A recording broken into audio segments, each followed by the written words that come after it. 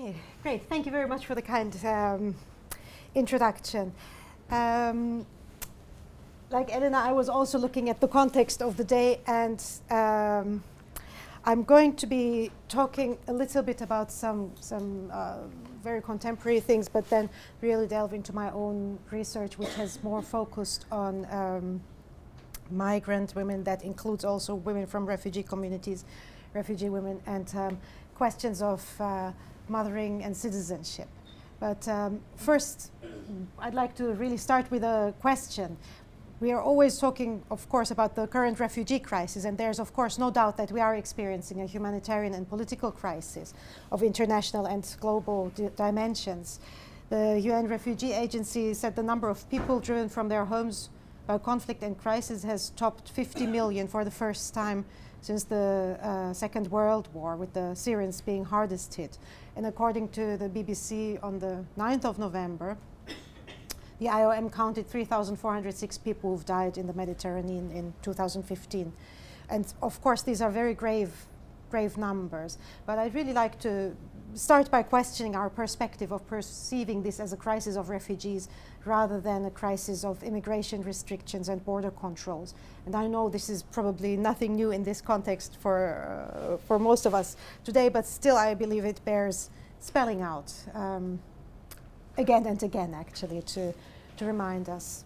So today, international conflicts don't only take place anymore in the actual territories of war or conflict, but are increasingly becoming delocalized and deterritorialized. And any conflict taking place in different regions can have international impacts. So while the Syrian conflict started in the Homs region, it became national with refugee movements, and of course also the intervention of various parties in the conflict has become regional and global. We also know that contemporary nation states foster and depend on the movement of goods and services across borders, but increasingly borders are solidifying and restricting movements for migrants and refugees. And indeed, these borders are multiplying, and we know from the UK policy that immigration and border controls are moving the actual border posts to internal controls, and the government is attempting to enlist people working even in university registration, employers, landlords, even health providers as potential border guards. So this is just as a little preamble to share with you that I think how important it is to keep problematizing these migration controls, which also lead to refugees relying on so-called smugglers and to use more dangerous routes into Europe. Of course, we know that all of this is. Oops, sorry. Let me get this one actually.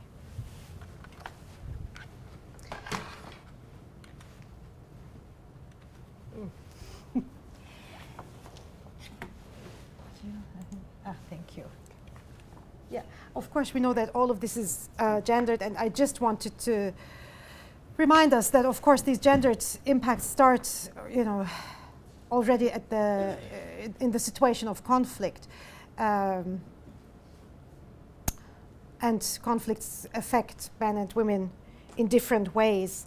And I thought I'd just share with you this table, which I thought is a very nice and quick way of reminding us really of the differences, but also commonalities of impact of conflicts in terms of higher rates of mortality. So this is for the man, and there are some, of course, common, which are here: asset and income loss, tendency towards increased migration. This is perhaps what we're talking about today more. And here also other issues around reproductive health, changed gender roles, forced marriages, forced pregnancies, and prostitution, etc. Right. I'm going to. So, currently, according to the recent UNFPA report, we have 1 billion people, or 14% of the world population, living in areas of conflict. And Since 2008, increasing conflict in the Middle East has raised the total level of direct conflict deaths to more than 200,000 per year. In 2012, 2 out of 5 people worldwide who died in battle were in Syria. And today, about 3/5 of all, and I'm talking about these maternal deaths, take place in humanitarian and fragile contexts. And every day, 507 women and adolescent girls die from complications of pregnancy and childbirth in emergency situations and fragile states. Between June and August this year, an average of 700 refugees and migrants were coming into Northern Europe through Yugoslavia and Macedonia. And of these, there were about 1 of 4 is a woman, and on average 6% of these were pregnant. This is, again, all according to this recent UNFPA report. We also know, of course, that crises are drawn out, and now, on average, refugees are living away from home for 20 years. So, after this rather roundabout introduction to just highlight a few issues, really, I'd like to talk some more about my own research, which has focused on questions of gender, migration, and citizenship. Some projects have focused particularly on refugee women. Others have looked at both migrant women and women also from refugee communities. And everyday discourses make a clear distinction between refugees, positioning them as and the nation and citizens, positioning them as unentitled outsiders of the nation. Refugees are positioned as outsiders who do not contribute to the nation state and are therefore presented as imposters on social services. But I would suggest a different approach here. And while we often think of citizenship as mainly about formal rights and duties, I explore here wider sociological meanings as encompassing participation and belonging, especially through the concept of enacting citizenship. Is that? Yeah, here we go. Which foregrounds transformative and creative performativities of citizenship rather than the status or habitus of existing citizenship practices. So acts of citizenship are those acts that transform forms, that is orientations, strategies, technologies, and modes as citizens, strangers, outsiders, aliens, of being political by bringing into being new actors through creating new sites and scales of struggle. I'm citing from Eisen here. Now, the focus of analysis then becomes the potential of acts to rupture given definitions of the political community and narratives of citizenship. This depends on the positionality within the accepted frames of rights, which envision who is entitled to have rights. This approach to citizenship as performative defines the meaning and acts of participation in terms of how subversive they are. And despite universalist claims of citizenship as a juridical status, it remains inflected with national and ethnic belonging. And for my own work, which is focused on mothering, I can say that mother's emotional labor constitutes really a very important resource for producing and representing kinship emotion, what Barretts are called kinship emotion, which is ethnically specific and often mobilized for an identification with the nation. The assumption of affinity between family and nation means that inheritance of citizenship from parents is commonly seen as a natural birthright, defining social entitlements, so that citizenship represents, in that way, really the main mode of transfer of goods and resources between the generations within a nation state. By bringing up children who articulate multiple cultural and ethnic allegiances, now migrant and refugee mothers challenge the notion that the citizenry is constituted as culturally homogeneous within the unity of a territory and polity. Ethnicized and racialized refugee women, particularly, as we have heard earlier from Nazma and also from Elena, particularly if they come from so-called Muslim countries or identify as Muslim, are often portrayed in public debates as bearers of the more authentic version of culture of origin, often seen as backward and not compatible with British values. Women's role in ethnic and national projects is frequently conceptualized as passive, and images of women are often used to symbolize a static, immutable essence of the national or ethnic group, while men are seen to symbolize the active and progressive elements of a nation's identity. Now, women's supposed greater truthfulness to tradition is seen as key in socializing children into the ethnic group and transmitting ethnically specific values.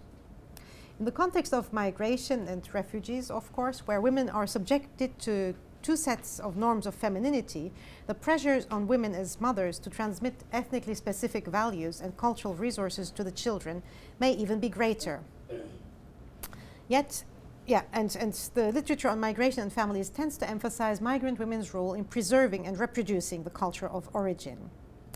As Gedalov argues, the literature on migration seems to be structured around a distinction between movement and what she calls productive challenges of dislocation, which is seen as theoretically privileged, and on the other hand, the work of coping with everyday life, creating and maintaining livable conditions in new surroundings through social relations, domestic work, and creating social networks that is seen as reproductive and undertaken mainly by mothers, and which she argues risks being undervalued and under-theorized.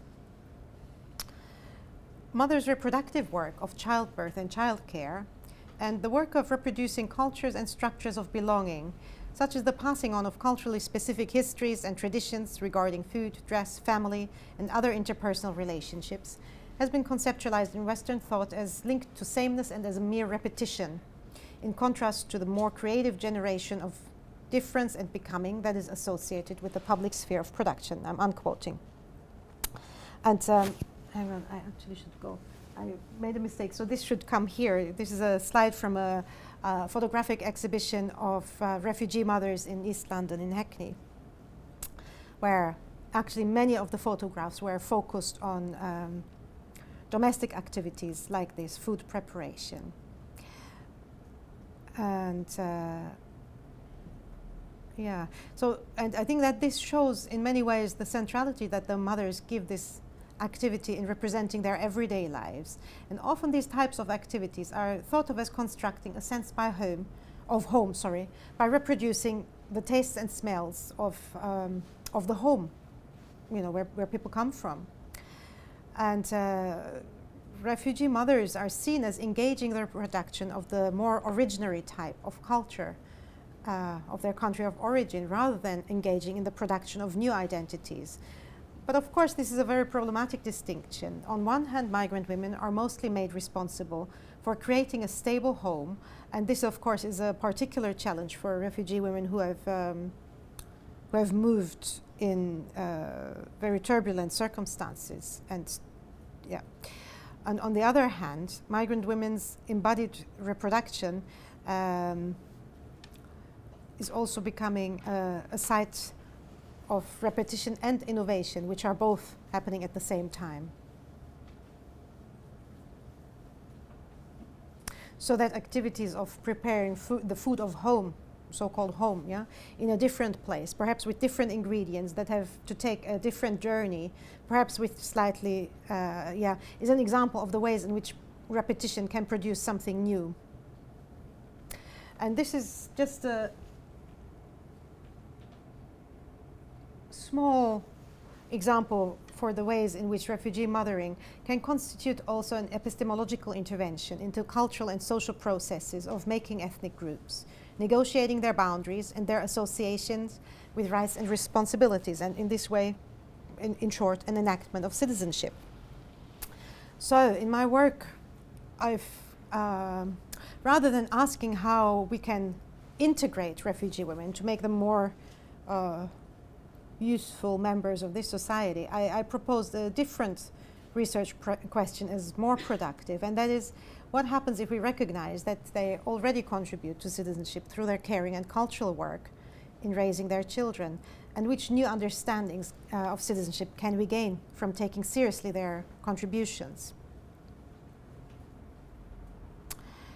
And these are some of the conclusions I've drawn from my work over the years, and also a recent project that I've done with Tracy Reynolds, which used participatory theater methods to work with migrant and refugee women to explore their experiences. And I really like that you introduced that notion of spectator of Boal, who has very much informed our approach to participatory theater, and his idea of the theater of the oppressed is to enable people to to express their experiences through theater methods, but also that theater in this sense can act as a rehearsal for real life and for changing social conditions in real life. So just to summarize for the moment, that yes, that the women are creating and maintaining livable lives for themselves and also their families, very much despite and against the disruptions of conflict and flight. They're also building new forms of communities, often across ethnic boundaries and in new circumstances, and that involves both work in the home, but also oftentimes in community organizations where, though sometimes less visible, their voluntary activity is really central to creating these communities. But they are also creating new meanings of belonging, and this is through cultural activities like the food, but also in negotiation and relationships with others, which includes their children, intergenerational relationships, but also others across ethnic boundaries. And of course, through this, they're also making new rights claims, and in this sense, disrupting nationally bounded, nationally bounded ideas of belonging and citizenship.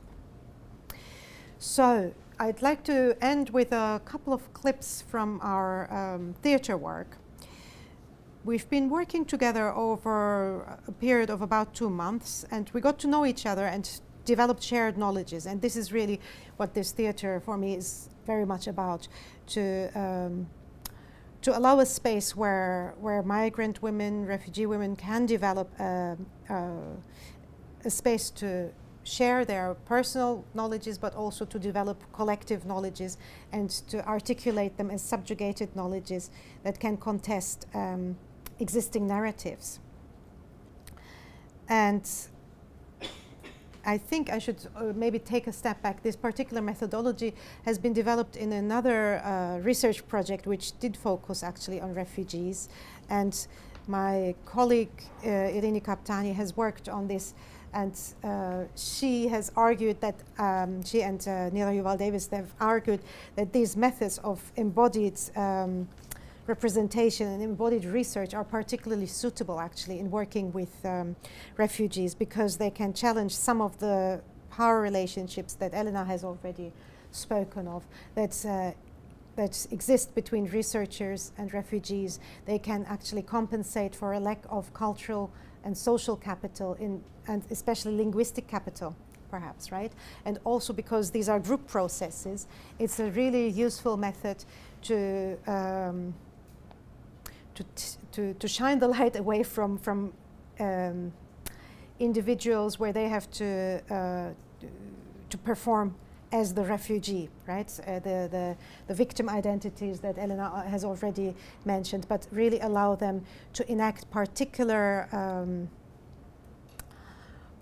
characters that they do not need to own as their own characters. So it gives a very interesting opportunity to show and to try out new ways of doing things. And this is one of the reasons I am particularly interested in the method.